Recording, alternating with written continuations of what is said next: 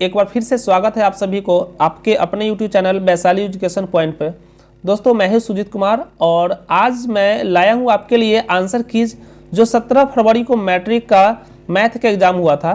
तो दोस्तों जो भी छात्र छात्राएं सेकेंड शिफ्ट में एग्ज़ाम दिए हैं ये उनके लिए बहुत ही हेल्पफुल वीडियो होगी क्योंकि इसमें कोई भी एरर नहीं है। तो चलिए दोस्तों वीडियो को शुरू करते हैं। तो इसमें सबसे पहला प्रश्न देखते हैं। सबसे पहला प्रश्न है दोस्तों, इसमें सबसे पहला प्रश्न कर रहा है कि बिंदुओं 2, -2 और -2, को मिलाने वाली रेखाखंड के मध्य बिंदु का निर्देशांक क्या होगी। तो दोस्तों इसका आंसर हो जाएगा ऑप्शन संख्या बी यानी 0, 0 इसका सही आंसर होगा। तो चलिए दोस्तों चलते हैं अगले प्रश्न की ओर। अगला प्रश्न है किसी त्रिभुज का केंद्रक 3, 0 है और उनके दो शीर्ष 2, 3 एवं 1, -4 है तो तीसरा शीर्ष क्या होगा। तो दोस्तों इसका आंसर हो जाएगा ऑप्शन संख्या सी यानी 6, 1 यही इसका आंसर होगा। तो चलिए दोस्तों अब चलते हैं तीसरे नंबर प्रश्न पर। तीसरा नंबर प्रश्न कर रहा है कि यदि किसी त्रिभुज के शीर्ष के निर्देशांक 0, 0, 4, 0 और 0, 1 हो तो त्रिभुज का क्षेत्रफल क्या होगा। तो दोस्तों इसका आंसर हो जाएगा सी ऑप्शन संख्या सी आंसर इसका सही होगा यानी 2 इसका आंसर हो जाएगा। तो चलिए दोस्तों चलते हैं 4 नंबर प्रश्न पे। चौथा प्रश्न कह रहा है कि बिंदुओं -1, 3 एवं -5, 7 के बीच की दूरी है। तो दोस्तों इसका आंसर हो जाएगा 4√2 इकाई। दोस्तों यही इसका आंसर सही होगा। तो चलिए अब चलते हैं 5वें प्रश्न पर। तो दोस्तों 5वां प्रश्न है दो बिंदुओं x1, y1 और x2, y2 को मिलाने वाली रेखाखंड को m/n में आंतरिकता विभाजित करने वाले बिंदुओं के निर्देशांक क्या होंगे। तो दोस्तों इसका आंसर हो जाएगा ऑप्शन संख्या ए। इसका ऑप्शन संख्या ए आंसर सही होगा। तो चलिए अब चलते हैं 6ठे नंबर प्रश्न पर। दोस्तों तो छठा नंबर जो प्रश्न है इसमें कह रहा है कि यदि किसी शंकु के वक्र पृष्ठ का क्षेत्रफल 880 सेंटीमीटर स्क्वायर है और त्रिज्या 14 सेंटीमीटर है तो उनकी तिर्यक ऊंचाई क्या होगी। तो दोस्तों इसका आंसर हो जाएगा ऑप्शन संख्या बी यानी 20 सेंटीमीटर इसका आंसर होगा। दोस्तों आज मैं इस वीडियो में केवल ऑब्जेक्टिव प्रश्न को बता रहा हूं और इस ऑब्जेक्टिव प्रश्न को पूर्ण रूप से हल करके मैं अगले वीडियो में इसका एक्सप्लेन पूरा कर दूंगा। जब तक मैं इसमें आप लोग आंसर शीट दे करके इसका आंसर मिला सकते हैं। तो चलिए दोस्तों अगला प्रश्न देखते हैं। 7 नंबर प्रश्न है समान ऊंचाई वाले दो बेलनों का आयतन का अनुपात 9:16 है तो उनके वक्र पृष्ठ क्षेत्रफलों का अनुपात क्या होगी। तो दोस्तों इसका आंसर हो जाएगा 3:4 यानी ऑप्शन संख्या सी सही होगा। ऑप्शन संख्या सी सही होगा। चलिए अब चलते हैं 8 नंबर प्रश्न में। 8 नंबर प्रश्न है एक शंकु की पूर्ण सतह का क्षेत्रफल 18 मीटर स्क्वायर है तो उनकी तिर्यक ऊंचाई शंकु के आधार की त्रिज्या की दुगुनी है तो शंकु के आधार का क्षेत्रफल क्या होगा। तो दोस्तों इसका आंसर हो जाएगा ऑप्शन संख्या ए यानी कि 6 मीटर स्क्वायर इसका सही आंसर होगा। तो चलिए दोस्तों अब चलते हैं 9वें नंबर प्रश्न पर। 9वां प्रश्न कर रहा है कि दो गोले के आयतनों का अनुपात 8:27 है तो उनके संपूर्ण पृष्ठ के क्षेत्रफलों का अनुपात क्या होगा। तो दोस्तों इसका आंसर संख्या हो जाएगा डी यानी 4:9 इसका सही आंसर होगा। तो चलिए दोस्तों अब चलते हैं 10वें नंबर प्रश्न पर। 10वां प्रश्न है करा कि यदि गोले का संपूर्ण पृष्ठ क्षेत्रफल 616 सेंटीमीटर स्क्वायर है तो गोले का व्यास क्या होगी। तो दोस्तों इसका आंसर हो जाएगा ऑप्शन संख्या बी यानी 14 सेंटीमीटर इसका सही आंसर होगा। तो चलिए दोस्तों अब देखते हैं अगले प्रश्न 11वें नंबर प्रश्न में। 11वां नंबर प्रश्न है कि युगपत रैखिक समीकरणों के निकाय a1x + b1y = c1, a2x + b2y = c1 के अनगिनत हल प्राप्त होते हैं यदि कब। तो इसका आंसर हो जाएगा ऑप्शन संख्या डी यानी a1/a2 = b1/b2 = c1/c2। तो चलिए दोस्तों चलते हैं 12वें नंबर प्रश्न की ओर। 12वां नंबर प्रश्न कह रहा है कि त्रिभुज एबीसी में भुजा AB और एवं AC पर क्रमशः D एवं E बिंदु है। यदि DE समांतर BC और AD का मान 4 डीबी का वैल्यू हो गया x माइनस 4 और एई का वैल्यू हो गया 8 और ईसी का वैल्यू हो गया 3x माइनस 19, तो x का मान क्या होगा? तो दोस्तों इसका आंसर हो जाएगा ऑप्शन संख्या सी यानी 11 सही आंसर होगा। 11 सही आंसर होगा ऑप्शन संख्या सी।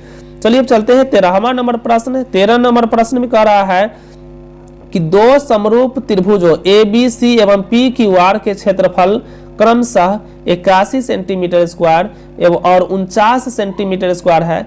यदि त्रिभुज एबीसी की ऊंचाई 4.5 सेंटीमीटर हो तो पी क्यू आर की ऊंचाई क्या होगी? तो दोस्तों इसका आंसर हो जाएगा 13 नंबर का 13वां नंबर का आंसर हो जाएगा बी यानी 3.5 सेंटीमीटर सही आंसर होगा। 3.5 यानी ऑप्शन संख्या बी सही आंसर है। चलिए अब चलते हैं 14 नंबर प्रश्न में। 14 नंबर में कह रहा है एक समचतुर्भुज के विकर्ण 6 सेंटीमीटर है और 8 सेंटीमीटर है, तो इसकी प्रत्येक भुजा निम्नलिखित में किसके बराबर होगी?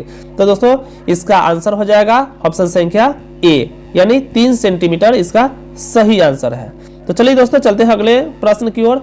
अगला प्रश्न है दो समरूप त्रिभुज एबीसी और पी क्यू आर के परिमाप क्रमशः 36 सेंटीमीटर है और 24 सेंटीमीटर है, तो यदि पी क्यू का मान 10 है और तो ए बी का मान क्या होगा? तो दोस्तों इसका आंसर हो जाएगा 15 सेंटीमीटर। ऑप्शन संख्या बी सही आंसर होगा। तो चलिए अब चलते हैं अगले प्रश्न की ओर। अगला प्रश्न है एक समबाहु त्रिभुज का क्षेत्रफल 4√3 सेंटीमीटर स्क्वायर है, तो इसकी परिमिति क्या होगी? तो दोस्तों इसका आंसर सही आंसर हो जाएगा 12 सेंटीमीटर यानी इसका आंसर 12 सेंटीमीटर सही होगा। तो चलते हैं अब 17वें नंबर प्रश्न की ओर। 17 नंबर प्रश्न है 12 सेंटीमीटर त्रिज्या वाले अर्धवृत्त की कुल परिमिति क्या होगी? तो 12 सेंटीमीटर त्रिज्या वाले अर्धवृत्त की कुल परिमिति, तो याद रखिएगा अर्धवृत्त की कुल परिमिति का formula pi plus 2 into r होता है। तो दोस्तों पाई प्लस 2 इंटू आर यानी कि त्रिज्या जो है 12 सेंटीमीटर दे दिया है, तो यहाँ पर आपका 12 हो जाएगा यानी आपका ऑप्शन संख्या बी जो है पाई प्लस 2 इंटू 12 सेंटीमीटर ये सही आंसर होगा। तो चलिए चलते हैं 18वें नंबर प्रश्न में। 18 नंबर प्रश्न में करा है कि एक वृत्ताकार वलय की बाहरी एवं भीतरी त्रिज्या क्रमशः कैपिटल आर है और स्मॉल आर है, तो वलय का क्षेत्रफल क्या होगा? तो दोस्तों इसका ऑप्शन संख्या सी सही आंसर होगा pi into capital r square minus small r square. तो चलिए अब चलते हैं अगले प्रश्न 19 नंबर प्रश्न में। 19 नंबर में कह रहा है कि किसी वृत्त के केंद्र से 8 सेंटीमीटर लंबी जीवा की न्यूनतम दूरी 3 सेंटीमीटर है, तो वृत्त का व्यास क्या होगा? तो दोस्तों इसका आंसर हो जाएगा ऑप्शन संख्या सी यानी 10 सेंटीमीटर इसका आंसर सही होगा। चलिए चलते हैं 20 नंबर प्रश्न में। 20 नंबर प्रश्न है कि दो वृत्त के क्षेत्रफलों का अनुपात 9:4 है, तो उनकी परिधियों का अनुपात क्या होगा? तो दोस्तों इनकी परिधि का अनुपात जो होगा 3:2 यानी ऑप्शन संख्या ए सही आंसर होगा। चलिए चलते हैं 21 नंबर प्रश्न में। 21 नंबर में है कि दो संख्याओं का मौसा 27 एवं लसा 162 है, यदि उनमें से एक संख्या 54 है तो दूसरी संख्या क्या होगी? तो दोस्तों यहाँ पर इसका ऑप्शन संख्या डी यानी 81 सही आंसर होगा। चलिए दोस्तों अब चलते हैं 22 नंबर प्रश्न पर। 22 नंबर में है कि संख्याएं 12, 15, 21 का मौसा क्या होगा? तो दोस्तों इसमें 12, 15, 21 का मौसा 3 होगा यानी ऑप्शन संख्या ए सही होगा। चलिए अब चलते हैं 23 नंबर प्रश्न में। 23 नंबर प्रश्न कर रहा है कि किसी धनात्मक पूर्णांक q के लिए प्रत्येक धनात्मक विषम पूर्णांक का रूप होता है, तो दोस्तों इसका आंसर हो जाएगा ऑप्शन संख्या धनात्मक विषम संख्या यानी ऑप्शन संख्या सी इसका सही होगा यानी 6q + 1 ये सही आंसर होगा। चलिए दोस्तों अब चलते हैं 24 नंबर प्रश्न की ओर। 24 नंबर प्रश्न में है कि प्रत्येक परिमेय संख्या होती है, तो प्रत्येक परिमेय संख्या क्या होती है? दोस्तों याद रखिएगा प्रत्येक परिमेय संख्या जो होती है एक वास्तविक संख्या होती है यानी ऑप्शन संख्या डी सही आंसर होगा, एक वास्तविक संख्या। चलिए दोस्तों अब देखते हैं 25 नंबर प्रश्न। 25 नंबर प्रश्न में है करके 22/7 कौन सी संख्या है? तो दोस्तों 22/7 एक अपरिमेय संख्या है। चलिए दोस्तों अब चलते हैं 26 नंबर प्रश्न में। 26 नंबर प्रश्न है द्विघात बहुपद के शून्यकों की संख्या कितनी होगी? द्विघात बहुपद में शून्यकों की संख्या जो होती है वो 2 होती है, यानी ऑप्शन संख्या बी सही आंसर होगा। तो चलिए दोस्तों अब चलते हैं 27 नंबर प्रश्न को देखते हैं। 27 नंबर प्रश्न में है निम्नलिखित में कौन बहुपद नहीं है। तो दोस्तों इसका आंसर हो जाएगा ऑप्शन संख्या सी, यानी कि 1/x-1 ये आंसर हो जाएगा, यानी ये नहीं होगा, ऑप्शन संख्या सी सही होगा। चलिए चलते हैं 28 नंबर प्रश्न में।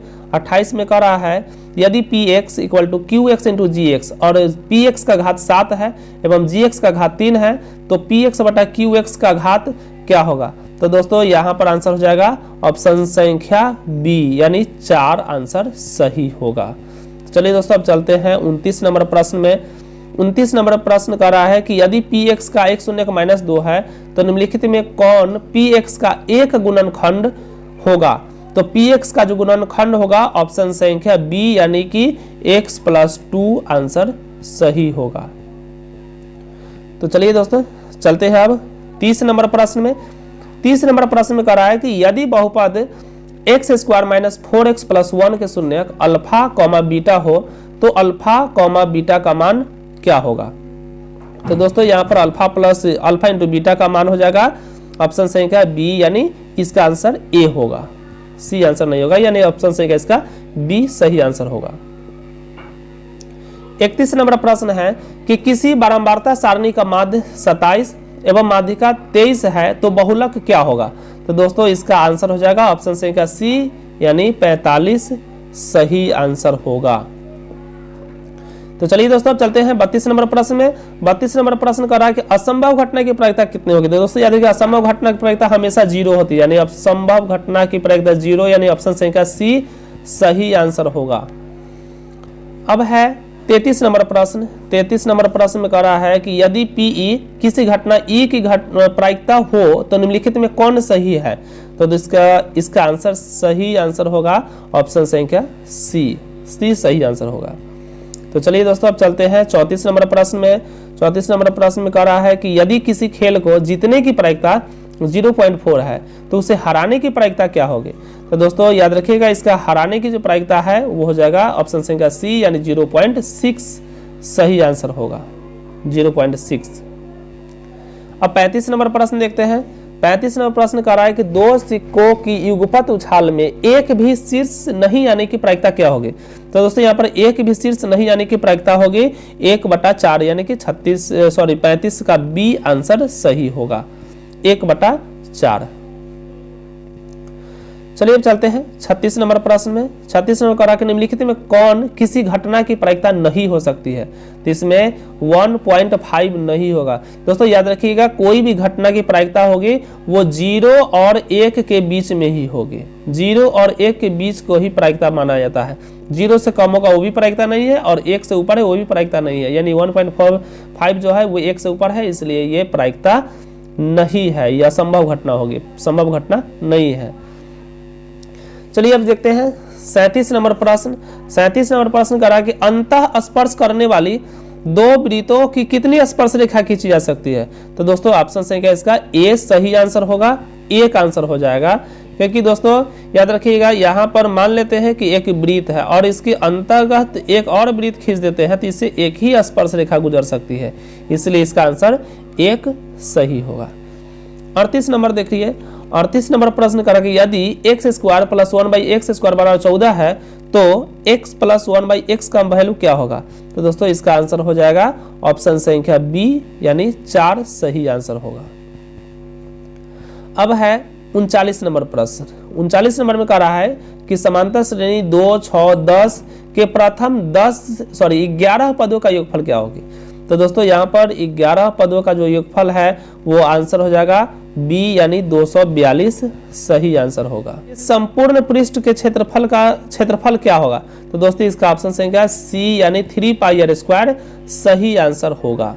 चलिए अब चलते हैं 41 नंबर प्रश्न में। 41 में कहा कि 100 चक्कर लगाने में एक पहिया 88 किलोमीटर तय करता है तो पहिए का व्यास क्या होगा। तो दोस्तों इसका पहिए का जो व्यास है वो होगा ऑप्शन संख्या सी, यानी कि 28 सही आंसर होगा, 28 मीटर। तो चलिए दोस्तों अब देखते हैं अगला प्रश्न 42 नंबर है कि cos 90 डिग्री माइनस थीटा का फॉर्मूला क्या होगा, तो cos 90 डिग्री माइनस थीटा का फॉर्मूला sin थीटा होता है, यानी ऑप्शन संख्या बी सही आंसर होगा। अब 42 नंबर प्रश्न देख सकते, 43 नंबर प्रश्न है। 43वें प्रश्न में कह रहा है कि यदि थीटा बराबर 45 डिग्री तो cos square theta minus sine square theta का मान क्या होगा। तो दोस्तों यहाँ पर ऑप्शन संख्या सी सही आंसर होगा, यानी 0 डिग्री ये आंसर होगा। तो चलिए दोस्तों अब देखते हैं 44 नंबर प्रश्न में। 44 नंबर प्रश्न कर रहा है कि निम्नलिखित में किसका मान √2 के बराबर है। तो इसमें आंसर आपका हो जाएगा 44 का ऑप्शन संख्या डी सही होगा। cos 45 डिग्री का मान √2 के बराबर हो सकता है। चलिए दोस्तों अब चलते हैं 46 नंबर प्रश्न में।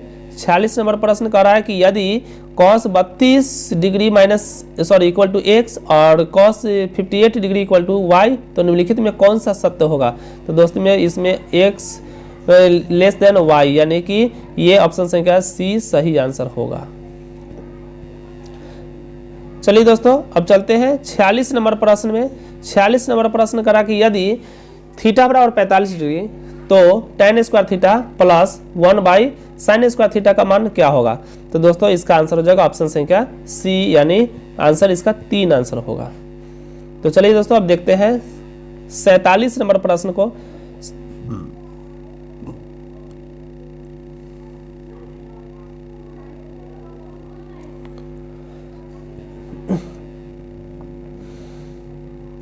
दोस्तों 47 नंबर प्रश्न है, यदि साइन 42 डिग्री बराबर P तो साइन 48 डिग्री का मान निम्नलिखित में से कौन सा होगा। तो दोस्तों इसका ऑप्शन संख्या सी, यानी 1 माइनस √1 माइनस पी स्क्वायर सही आंसर होगा, यानी ऑप्शन संख्या सी सही आंसर होगा। चलिए अब देखते हैं 48 नंबर प्रश्न को। 48 नंबर प्रश्न है कि यदि tan थीटा बराबर 12/5 है तो साइन थीटा का मान क्या होगा। तो दोस्तों इसका आंसर हो जाएगा ऑप्शन संख्या बी, यानी 12/13 सही आंसर होगा। 12/13 इसका सही आंसर होगा। चलिए दोस्तों अब देखते हैं 49 नंबर प्रश्न। 49 में करा कि यदि tan थीटा बराबर p/q तो p sin theta minus q cos theta बटा p sin theta plus q cos theta का मान क्या होगा। तो दोस्तों इसमें इसका आंसर जो होगा ऑप्शन संख्या सी सही आंसर होगा। तो चलिए दोस्तों अब देखते हैं 50 नंबर प्रश्न। 50वां प्रश्न में है 1 plus cot square theta into 1 minus cos square theta का मान क्या होगा। तो दोस्तों यहाँ पर इसका आंसर हो जाएगा 50 का डी, इसका 1 आंसर सही होगा। तो चलिए दोस्तों अब देखते हैं 51 नंबर प्रश्न। 51 नंबर प्रश्न में है कि के किस मान के लिए द्विघात समीकरण 9x² प्लस 3kx प्लस 4 बराबर 0 के मूल समान है। तो दोस्तों इसका आंसर हो जाएगा ऑप्शन संख्या बी, यानी +-4 आंसर इसका सही होगा। मूल का सही मान यही होगा। तो चलिए दोस्तों अब देखते हैं अगला प्रश्न। अगला प्रश्न है 52 नंबर। 52 नंबर कह रहा है कि यदि x माइनस वाई बराबर 6 है और x² प्लस y² बराबर 30 है तो x y का मान क्या होगा। तो दोस्तों यहाँ पर 52 नंबर का जो आंसर है वो ऑप्शन संख्या डी सही होगा, -3 आंसर इसका सही होगा। तो चलिए दोस्तों अब देखते हैं 53 नंबर प्रश्न में। 53 नंबर प्रश्न है निम्नलिखित द्विघात समीकरण y² plus 3y minus 18 equal to 0 के मूल होंगे। तो दोस्तों इसका आंसर होगा ए, -6,3 इसका सही आंसर होगा। तो चलिए दोस्तों अब देखते हैं अगला प्रश्न। अगला प्रश्न है 54 नंबर। इसमें कह रहा है कि यदि समीकरण x² plus x plus 5 equal to 0 के मूल की प्रकृति क्या होगी। तो दोस्तों यहाँ पर मूल की प्रकृति हो जाएगी ऑप्शन संख्या सी, यानी अवास्तविक, क्योंकि किसी भी विवेचक का मान अगर 0 से छोटा हो जाता है तो उसका मूल वास्तविक नहीं होता, यानी अवास्तविक होगा। चलिए देखते हैं 55 नंबर प्रश्न। 55 नंबर प्रश्न है निम्नलिखित में कौन समांतर श्रेणी में नहीं है। तो दोस्तों यहाँ पर आंसर हो जाएगा ऑप्शन संख्या डी जो है समांतर श्रेणी में नहीं है। चलिए दोस्तों अब चलते हैं 56 नंबर प्रश्न में। 56 नंबर प्रश्न है कि यदि किसी समांतर श्रेणी का nवां पद 5 - 3n हो तो उसका सार्वअंतर क्या होगा। तो दोस्तों इसका आंसर हो जाएगा -3, यानी ऑप्शन संख्या बी सही आंसर होगा। अब है 57 नंबर प्रश्न। 57 नंबर प्रश्न में कह रहा है 21, 18, 15 का कौन सा पद शून्य होगा? तो दोस्तों इसका ऑप्शन याद रखिएगा, ऑप्शन संख्या बी यानी 8वां पद जो होगा इसका शून्य होगा। अब है 58 नंबर प्रश्न है, इसमें कह रहा है कि रूट समांतर श्रेणी √7, √28, √63 का चौथा पद क्या होगा? तो दोस्तों इसका चौथा पद जो है इसका आंसर हो जाएगा ऑप्शन संख्या डी यानी √112 सही आंसर है। तो चलिए अब अगले प्रश्न को देखते हैं। अगला प्रश्न है यदि 2/3, a, 2 किसी समांतर श्रेणी के 3 क्रमागत पद है तो a का मान क्या होगा? तो दोस्तों यहाँ पर a का मान हो जाएगा ऑप्शन संख्या बी यानी 4/3 आंसर इसका सही आंसर होगा। तो चलिए दोस्तों अब चलते हैं 60 नंबर प्रश्न में। इसमें करा कि यदि समांतर श्रेणी का पहला पद यानी प्रथम पद a है और सर्वांतर d है तो इसके प्रथम n पदों का योगफल क्या होगा? तो दोस्तों इसका n पदों का योगफल का जो फॉर्मूला होता है वो होता है n/2 × 2a + n-1 × d होता है, यानी कि ऑप्शन संख्या इसका सी आंसर सही होगा। चलिए चलते हैं 61 नंबर प्रश्न। 61 नंबर प्रश्न में कह रहा है कि y अक्ष का समीकरण क्या होगा? तो दोस्तों याद रखिएगा y अक्ष का समीकरण होगा x = 0 यानी ऑप्शन संख्या ए सही आंसर इसका होगा। अब है 62 नंबर प्रश्न। 62 नंबर कह रहा है कि दो घनों के आयतनों का अनुपात 1:27 है तो उनके कुल पृष्ठ के क्षेत्रफलों का अनुपात क्या होगा? तो दोस्तों इसका आंसर हो जाएगा ऑप्शन संख्या सी यानी 1:9 सही आंसर होगा। चलिए अब चलते हैं 63 नंबर प्रश्न में। 63 नंबर प्रश्न कर रहा है कि एक गोला जिसकी त्रिज्या 2r है उसका आयतन क्या होगा? तो दोस्तों इसका आंसर हो जाएगा ऑप्शन संख्या ए 32 πr³ 3, यही आंसर इसका सही आंसर होगा। चलिए अब चलते हैं 65 नंबर प्रश्न की ओर। 65 नंबर प्रश्न में कह रहा है कि यदि 6, 8, 9x एवं 13 का माध्य 10 है तो x का वैल्यू क्या होगा? तो दोस्तों यहाँ पर x का जो मान है इसका ऑप्शन संख्या बी यानी 14 इसका सही आंसर होगा। अब देखते हैं अगले प्रश्न 65 नंबर प्रश्न की ओर। 65 नंबर प्रश्न है कि इसमें इसकी माध्यिका क्या होगी? तो दोस्तों याद रखिए इसका माध्यिका ऑप्शन संख्या ए सही होगा, इसका आंसर 16 हो जाएगा। दोस्तों इसका आज मैं केवल इसका आंसर कीज बता रहा हूं कि इसका मतलब कौन से प्रश्न का क्या आंसर होगा, लेकिन इसका जो पूरा फुल सॉल्यूशन जो है मैं अगले क्लास के वीडियो में पूरा एक्सप्लेन करके बता दूंगा, जब तक आप इससे आंसर को मिला सकते हैं कि आपका आंसर कितना सही है या कितना गलत है। तो चलिए अब चलते हैं अगले प्रश्न की ओर। 66 नंबर प्रश्न है। 66 नंबर प्रश्न है कि इसमें संख्या दे दिया गया और पूछ रहा है कि बहुलक क्या होगा? तो दोस्तों याद रखिएगा बहुलक का मान होता है जो सबसे ज्यादा बार आता है वही बहुलक होगा, यानी कि इसमें 25 सबसे ज्यादा बार आया है, ये 25 इसका सही आंसर हो गया, ऑप्शन संख्या बी, ऑप्शन संख्या बी सही आंसर होगा। 67 नंबर प्रश्न है आंकड़े का परिसर ज्ञात करना है। तो देखिए दोस्तों आंकड़े का परिसर जो होता है वो हमेशा सबसे ज्यादा अंक में से सबसे कम अंक को घटा दिया जाता है। जैसे इसमें सबसे ज्यादा अंक 32 है और सबसे कम अंक इसमें 6 है, तो दोनों को घटा देंगे तो 26 आंसर आ जाएगा, यानी कि इसका ऑप्शन संख्या सी सही आंसर होगा। 67 का सी नंबर होगा, ऑप्शन संख्या सी सही आंसर है। अगला प्रश्न है 68 नंबर वर्ग अंतराल 130 से 150 का वर्ग चिन्ह क्या होगा? तो दोस्तों इसका वर्ग चिन्ह होता है दोनों को जोड़ करके और उसमें 2 से भाग कर देते हैं, वही उसका वर्ग चिन्ह होता है, यानी कि ऑप्शन संख्या बी यानी 135 इसका सही आंसर होगा। अब है 69 नंबर प्रश्न। इसमें कह रहा है कि यदि 4 लगातार विषम संख्याओं का माध्य 6 है तो सबसे बड़ी संख्या क्या होगी? तो दोस्तों इसमें सबसे बड़ी संख्या जो होगी ऑप्शन संख्या बी यानी 9 सही आंसर होगा, 9 सबसे बड़ी संख्या होगी। अब चलते हैं 70 नंबर प्रश्न को देखते हैं। 70 नंबर प्रश्न में कह रहा है कि निम्नलिखित में केंद्रीय प्रवृत्ति की माप नहीं है। तो याद रखिएगा इसमें केंद्रीय प्रवृत्ति की माप जो होता है परिसर को नहीं लिया जा सकता है, परिसर केंद्रीय प्रवृत्ति की माप नहीं है। चलिए अब देखते हैं 71 नंबर प्रश्न में। 71 में कह रहा है कि √1 - cos θ बटे 1 + cos θ का वैल्यू क्या होगी? तो दोस्तों इसका आंसर हो जाएगा ऑप्शन संख्या सी यानी cosec θ - cot θ। तो चलिए अब देखते हैं 72 नंबर प्रश्न।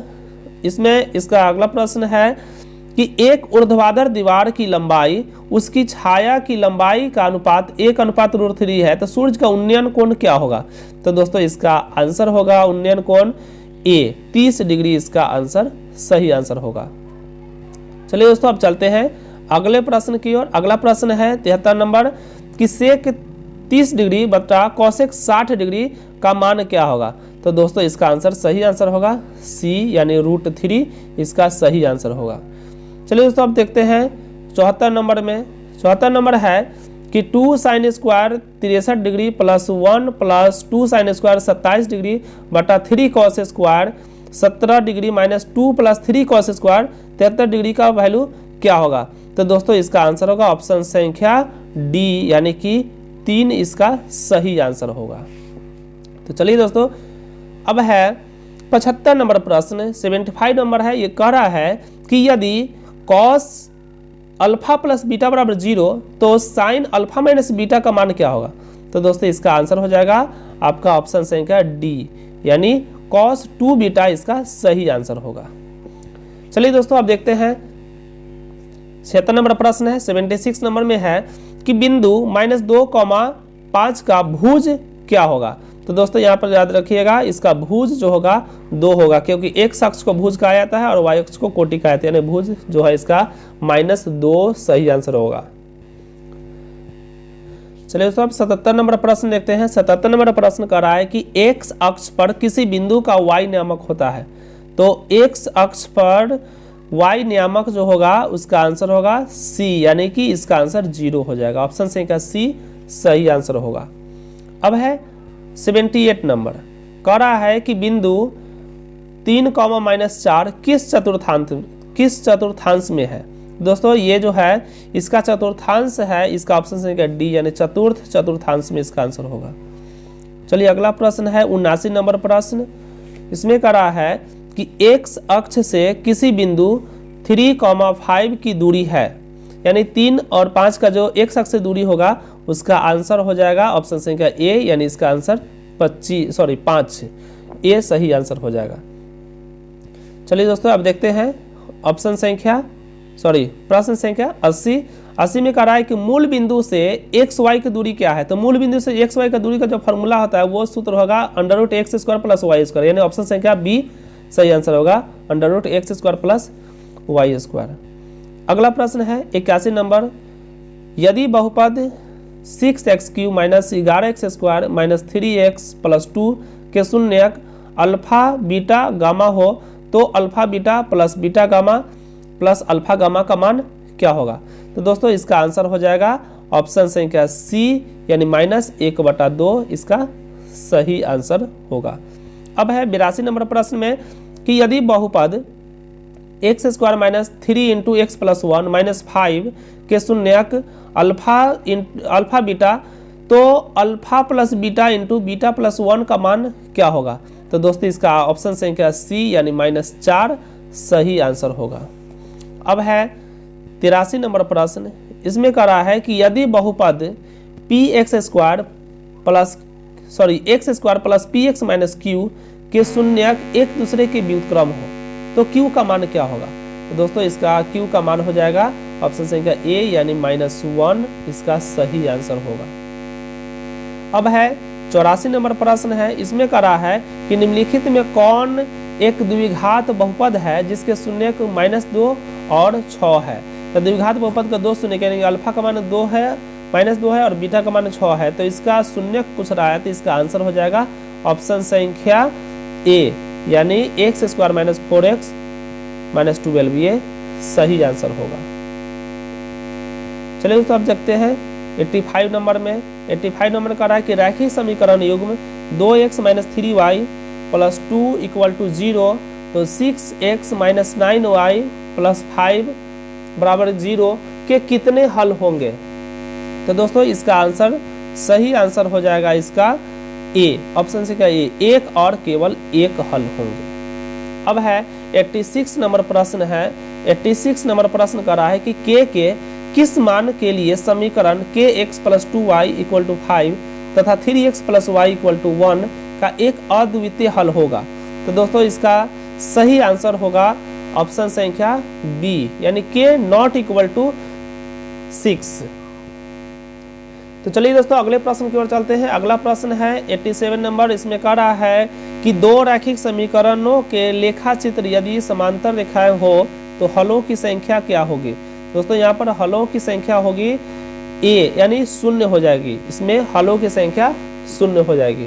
अब है 88 नंबर प्रश्न है। इसमें कह रहा है कि y-4 इक्वल टू 0 का आलेख कैसी सरल रेखा होगी। तो दोस्तों यहाँ पर आंसर होगी आपका ऑप्शन संख्या बी y अक्ष के समानांतर हो जाएगी। अब अगले प्रश्न को देखते हैं। अगला प्रश्न है 89 नंबर में कि यदि 2x + 3y इक्वल टू 11 और 2x - 4y बराबर -24 तो x और y का वैल्यू क्या होगी। तो दोस्तों यहाँ पर ऑप्शन संख्या डी सही आंसर होगा, यानी x का वैल्यू -2 और y का वैल्यू 5 हो जाएगा। अब 90 नंबर प्रश्न है। इसमें कह रहा है कि निम्नलिखित में से कौन द्विघात समीकरण नहीं है। तो इसमें आंसर आपका हो जाएगा ऑप्शन संख्या डी। ये डी जो है द्विघात समीकरण नहीं है, क्योंकि जब इसको गुना करिएगा तो 2x क्यू के रूप में ले लेगा, यानी कि ऑप्शन संख्या डी सही आंसर नहीं होगा। चलिए दोस्तों अब देखते हैं 91 नंबर प्रश्न में। 91 नंबर प्रश्न है कि यदि भाग एल्गोरिदम a बराबर बी क्यू प्लस आर में a equal to 37 b equal to 4 तो r का वैल्यू क्या हो, सॉरी r बराबर 1 तो q का वैल्यू क्या होगा। तो यहाँ पर 4 से आप भाग देख सकते हैं, इसमें भाग दे दिएगा तो 9 बार में कटेगा, 9 × 36 यानी कि ऑप्शन संख्या ए सही आंसर होगा। 91 का आंसर ए हो जाएगा। अब देखते हैं 92 नंबर में। 92 में कह रहा है कि 156 के अभाज्य गुणनखंड में 2 का घातांक क्या होगा। तो दोस्तों यहाँ आपका आंसर हो जाएगा ऑप्शन संख्या ए, यानी आंसर 2 हो जाएगा, यानी 92 का आंसर ए होगा। अगला प्रश्न है 93 नंबर। इसमें कह रहा है कि निम्नलिखित में कौन परमेय संख्या नहीं है। तो इसमें परमेय संख्या कौन नहीं है उसको बताना है, तो यानी कि ऑप्शन संख्या डी हो जाएगा, क्योंकि 3 से कट जाएगा, 12 4 बार में 4 का 2 हो जाएगा, यानी कि ये परमेय से अपरमेय संख्या नहीं है। अब है अगला प्रश्न 94 नंबर। 94 में कह रहा है कि 0.105 का p/2 के पावर m इंटू 5 के पावर m रूप निम्नलिखित में कौन है। तो इसका जो रूप है इसका आंसर जो हो जाएगा ऑप्शन संख्या बी सही आंसर होगा। अब है 95 नंबर प्रश्न। 95 नंबर प्रश्न आप देख सकते हैं कि इसमें पूछ रहा है कि निम्नलिखित में किसका दशमलव प्रसार शांत है। निम्नलिखित में किसका दशमलव प्रसार शांत है। तो यहाँ इसका आंसर हो जाएगा 96 नंबर का ए, यानी कि 15/1600 इसका सही आंसर होगा।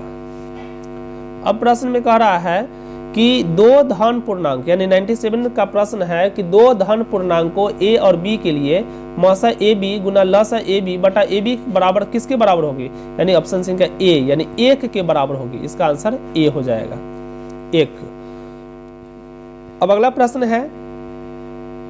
प्रश्न है 98 नंबर। इसमें कह रहा है कि निम्नलिखित में कौन सा युग्म सह अभाज्य है। तो इसमें सह अभाज्य संख्या किसको कहता है, जिसका मौसा 1 होता है उसको सह अभाज्य कहते हैं, यानी ऑप्शन संख्या बी जो है आपका सही आंसर है 18,25 ये सही आंसर होगा। 99 नंबर में इसका आंसर हो जाएगा निम्नलिखित में से कौन यौगिक संख्या है। इसमें यौगिक संख्या का मतलब होता है भाज्य संख्या जो किसी भी अंक से कट सकता है, यानी कि आपका ऑप्शन संख्या बी सही आंसर होगा 21, यानी बी सही आंसर है। चलिए आपका लास्ट प्रश्न है 100 नंबर। निम्नलिखित में कौन अभाज्य संख्या है। तो इसमें अभाज्य संख्या क्या होगी, जो 1 से या स्वयं को छोड़कर किसी अंक से नहीं करता होगा उसको बोला जाता है अभाज्य संख्या, यानी कि आपका जो ऑप्शन है वो डी, यानी 31 का डी सही होगा। तो दोस्तों अगर आपको ये वीडियो अच्छा लगे तो आप इसे लाइक कर दीजिएगा और सब्सक्राइब कर दीजिएगा, जिससे अगला वीडियो का आपको मिलते रहेगी। That's all, thank you.